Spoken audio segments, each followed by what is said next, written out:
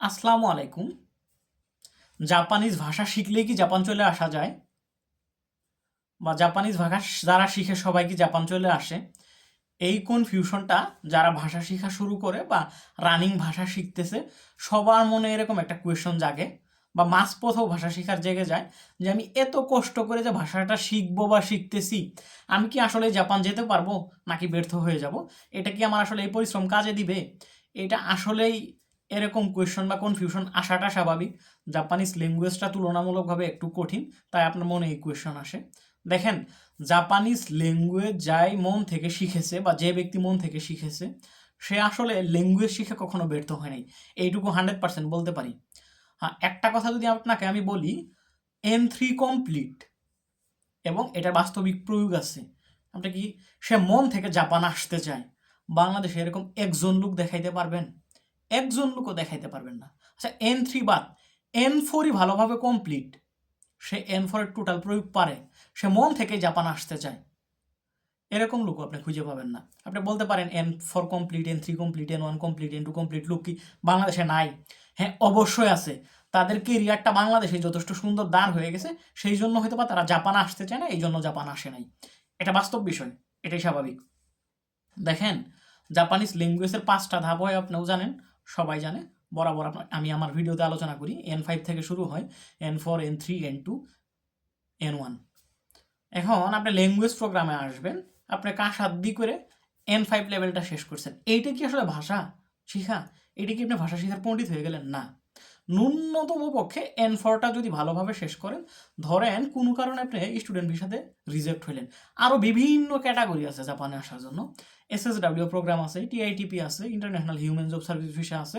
তার মানে আপনার যদি N4টা কমপ্লিট থাকে, আপনি অনায়াসে SSWতে ঢুকতে পারতেছেন।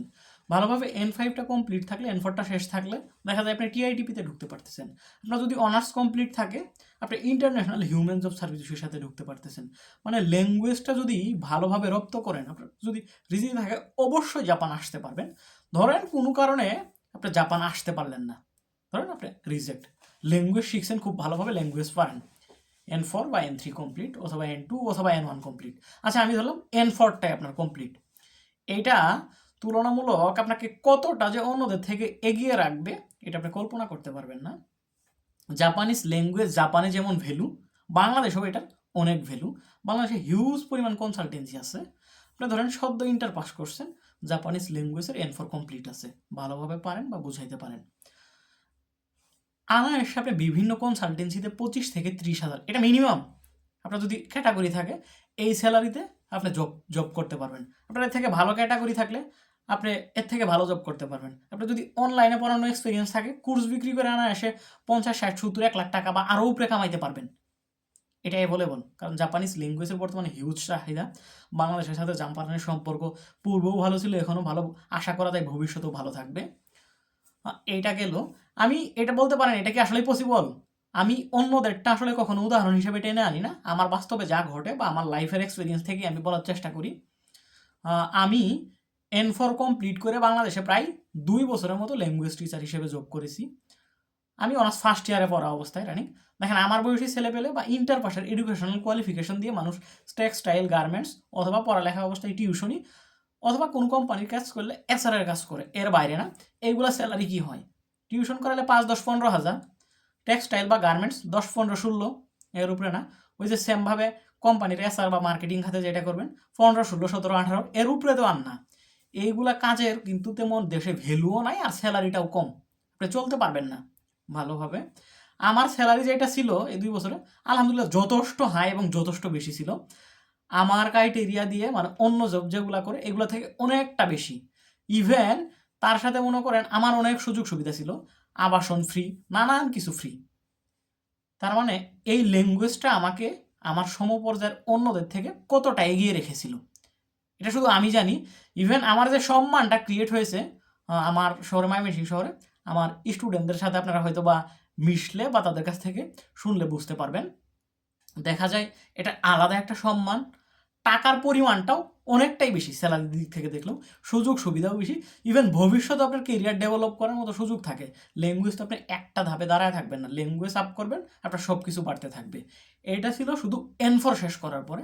আপনার যদি N3 থাকে, N2 থাকে, N1 থাকে, এসে বিভিন্ন জায়গায় দুভাষী হিসেবে কাজ করতে পারবেন। দুভাষীদের স্যালারি নর্মালি 1 লাখের নিচে হয় না, এটা মিনিমাম জয়েনিং থেকে শুরু হয়। আপনি দুভাষী হিসেবে জব করলেও কোথাও কোনো কনসালটেন্সিতে ক্লাস নেবেন, দুভাষীর জব তো তেমন আহামরি প্যারা থাকে না। তার মানে একটা ক্লাস নিতে গেলেও আপনি দেখা যায় 40-50 হাজারের নিচে ঢুকতেছেন না। তার মানে N1 একটা লোক মিনিমাম 2 লাখ টাকা এসে কামাইতে পারে।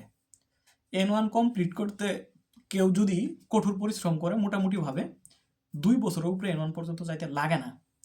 আমি আমার অনেক সিনিয়র বড় ভাইদের দেখেছি যারা অনার্স কমপ্লিট করার পর অনার্স পর্যন্ত 16-17 বছর পড়ালেখা করেছে, ইভেন একটা ভালো জবের জন্য প্রচুর পড়ালেখা করতেছে, প্রচুর পড়তেছে, 2 বছর 3 বছর 4 বছর।